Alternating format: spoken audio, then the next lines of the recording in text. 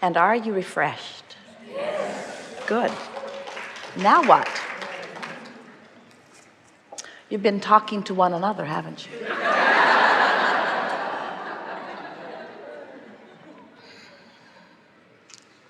All the way back, or nearly so, over. You are the one. Stand up. You are the one.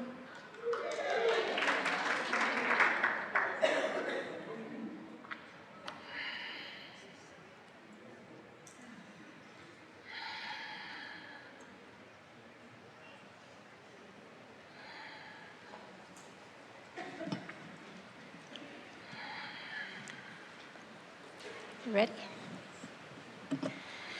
Hi, Abraham. I've really enjoyed your teachings in the last 2 years since I've come across your teachings.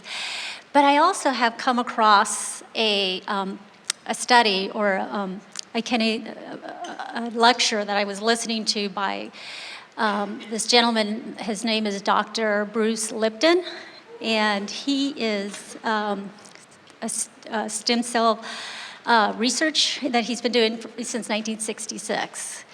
And he did a beautiful job in explaining all the functions of the cell. So what I've learned from it is that we're made up of 50 trillion cells. And from the cells, he breaks it down for what their properties are and what the purpose is for each, like the gene, the DNA, and the nucleus. So my question is that he says that we have these receptors in every cell. So we have like 50 trillion to 70 trillion cells that are receptors that are picking up all the vibes. And We refer to them as points of consciousness. Correct. Each of those points of consciousness actually in communication with source energy. Correct. Yes. That's what he says too. Yes. So we have these receptors that we are interpreting all this energy, 50 trillion of them all at once. That when you say that we are interpreting, in other words, give the cells their due justice. Your cells are consciousness who are interacting with source energy. Right. But you don't have to include yourself in on that, because talk about not knowing what's in your vortex. You really don't know what's going on in each of those cells. It's not right. So my question is, if our brain is also made out of cells, and they have these receptors, and these receptors are picking up everything, so I guess my question is, and then he also says something like we're 95% of our bodies functioning unconsciously, and 5% is consciously. So the receptor is basically our interpretation, which becomes our belief. It's just I heard you say that a thought is. It's getting a little more complicated than it needs to be. Here's the way we would describe it. Okay. And we're not disagreeing with anything that you're saying. Uh-huh. But if you look at it this way, it's more manageable for you. Mm-hmm. The most important thing to acknowledge is that your cells are consciousness. Mm-hmm. and your cells, and just follow us through, because if you follow this track, it will make everything that comes later on easier for you. Each of your cells has a non-physical counterpart. In other words, source energy is aware of you on a cellular level. Source energy is aware of you on a vibrational level. Certainly, source energy knows you as the personality is you as well. Right. Source energy knows you as the intentional being that you are on all the different fronts of frustration, or all the different fronts of emotion. Your inner being knows you at every level that you are. So as the energy of your source is aware of you on a cellular level, that means that communication is taking place on a cellular level. Right. Everything that we are teaching here in this gathering is pointed toward helping you as the conscious, genius, human captain of the ship of all of these cells, to help you stay out of the way of the communication of the cells between source and cell, to stay out of the way. So, for example, if your body is out of whack in some way, the cells in that part of your body immediately begin calling for assistance. And if you are in a completely in the vortex state of being, if there is no misalignment within you, if there's no resistance within you, then the cells ask, the source energy cells answer, and the balance of your body stays in perfect flow. But if when the cells feel their imbalance, and it happens all day, every day, in other words, as you are constantly coming up against things, your cells are introduced to things that you ingest, things that you inhale, all kinds of things are coming towards you. As the cells of your body recognize that and then send the request for balancing, they receive the balancing request comfortably. And so it depends upon where you are in relationship to your vortex, how much allowing or resisting you're doing, how well you allow the communication of your cells with their source energy. Okay, but if our cells have receptors and our receptors are picking up the Well, vibrations. it's not that your cells have receptors, it's that your cells are receptors. Right. They are transmitting and receiving mechanisms, yes. Okay, so then where's the vortex in this? Is it the mind? It's not in the brain. It has to be the mind then, correct? Well, that's why we were breaking it down just a little bit. In other words, if each of those trillions of cells has an inner being, all of those are in the vortex. In other words, it's the vortex is what we refer to as the source energy part of you. The source energy part of you. And it's not just the source energy part of you that existed before you got here. It's the source energy part of you that has become as you've been requesting further. So let's say, now this could never happen, but just for sake of clarification, let's say that you come forth, you're in a human body, you live in a very feathered nest, and you never have enough contrast to ever put one thing in your vortex. Now that would never happen, but just pretend with us for a moment. Your cells have put plenty in the vortex. That's why we say, even if you are a one-celled organism, you have a vortex that you are putting intentions in. So this vortex is what we are referring to as this vibrational state of being where the most expanded version of you is. So it's my perception, my belief. Well, we would like it to be your belief, but it often isn't.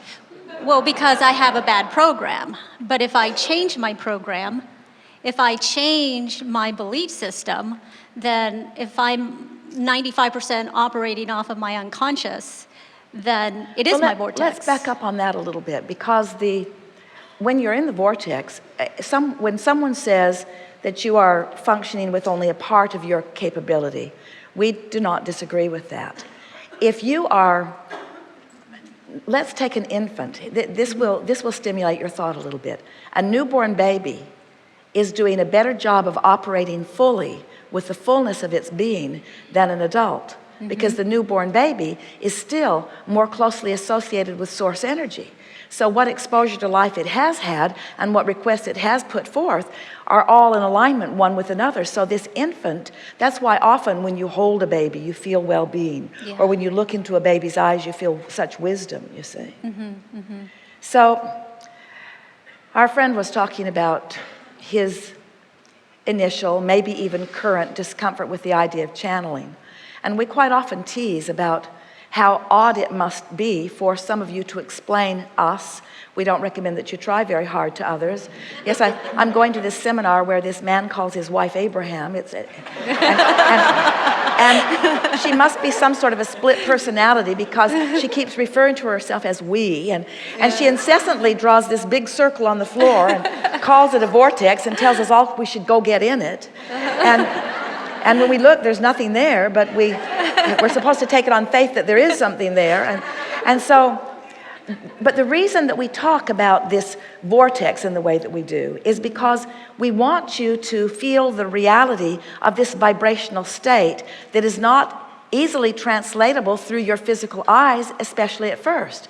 So when someone says you're only using 5% of your capacity, we would say those in the vortex are using all of it. When you're tuned in, tapped in, turned on, this is a frequency thing that we're talking about. So when you're tuned to the frequency of all that you are, then the fuller capacity of you is being evidenced in your moment.